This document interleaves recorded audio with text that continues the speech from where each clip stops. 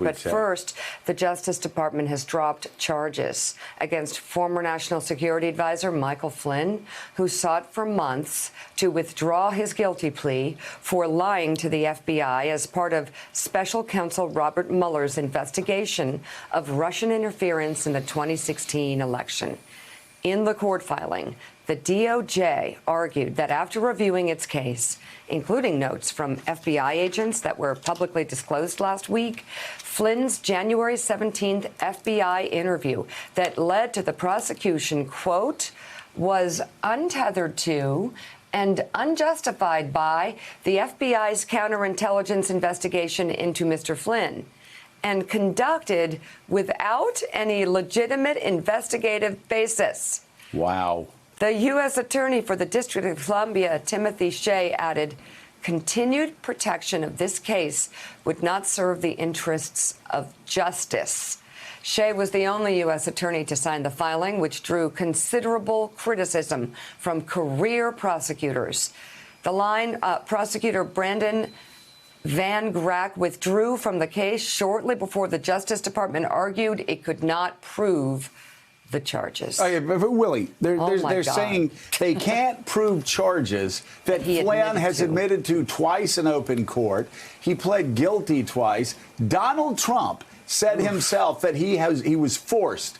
Donald Trump said he had no other choice. Donald Trump said, I had to fire General Flynn because he lied to the vice president and he lied to the FBI. There's Donald Trump in a tweet specifically saying I had to fire General Flynn because he lied to the vice president and the FBI. He has pled guilty to those lies December 2nd, 2017, Willie.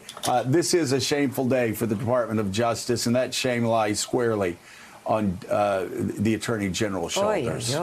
He doesn't care. Well, General, we should say again to our audience, because there's been so much happened since then, that General Flynn pleaded guilty twice to lying to investigators. He pleaded guilty. So you have what, in this case, prosecutors withdrawing a case in which they had already won 2 guilty pleas, which we'll talk to Claire McCaskill in a second about whether or not she's seen that before in her career as a prosecutor. But Attorney General William Barr did defend the reversal of the Flynn prosecution yesterday during an interview with CBS News. A crime cannot be established here. They did not have a basis for a counterintelligence investigation against Flynn at that stage. Does the fact remain that he lied? Well, you know, people sometimes plead to things that turn out not to be crimes. What should Americans take away from your actions in the Flynn case today? I want to make sure that we restore confidence in the system. There's only one standard of justice. Are you doing the president's bidding? No, I'm doing the law's bidding. You know you're going to take a lot of incoming, as they say in the military, for this decision. I'm prepared for that, but I also think it's sad that nowadays, these partisan feelings are so strong that people have lost any sense of justice. When history looks back on this decision, how do you think it will be written? Well, history is written by the winners, so it largely depends on who's writing the history. And there you go, wow. Willie. What was that? It's written by the winners. That tells you all you need to know. Might makes right. The rule of law doesn't matter. And Barr says that it's sad that people are being partisan. It's a confession. He's being partisan. This is like winning a baseball game, and in the ninth, in a doubleheader, it's like winning a doubleheader, and then afterwards going, we give up. We'll let you guys have this. And when the fact is, again, he pled guilty twice, and the precedent that is set here, that it is okay to lie to the FBI about foreign policy matters, is absolutely astounding. Now, that precedent won't be followed because Donald Trump and Barr are going to be run out of town 6 months from now. They're going to be shamed for the rest of their lives. Not that they matter, not that it matters to them how much shame's going to be heaped upon their shoulders for this scurrilous decision.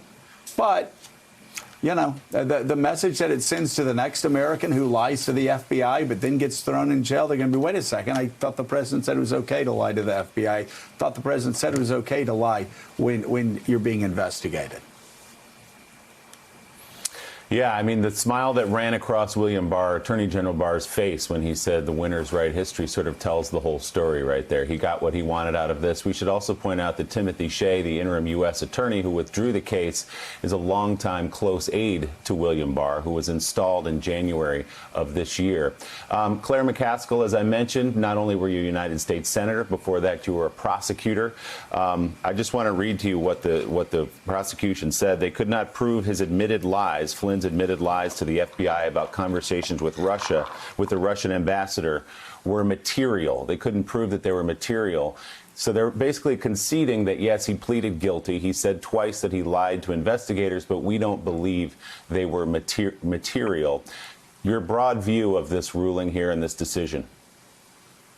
Well, this is a really big deal.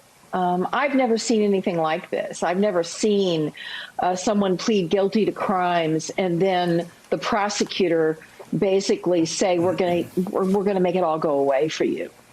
And it is remarkable because what it really is sending a message is that the president has lied to the American people over and over again.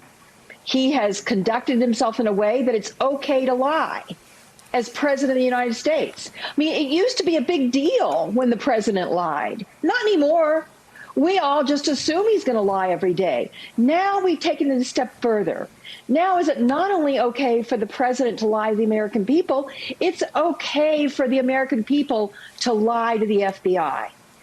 That is remarkable. And what it says, think about this for a minute, the politics of this. Obviously, this was discussed with the president and his team. So it's 6 months from the election, and they don't think it's going to harm him with his supporters that they dismiss a case, in essence, where someone has pled guilty. I mean, this says a lot about the hold that Donald Trump has on a certain segment of our country. I'm stunned that this has occurred. And I think about the line prosecutors, the career prosecutors.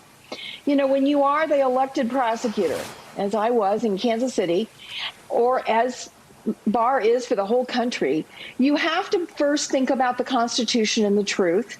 And then you also have to think about your team. You have to think about the FBI agents and the thousands of prosecutors out there doing their best every day. He has just slapped them all in the face. Thanks for checking out MSNBC on YouTube, and make sure you subscribe to stay up to date on the day's biggest stories. And you can click on any of the videos around us to watch more from Morning Joe and MSNBC. Thanks so much for watching.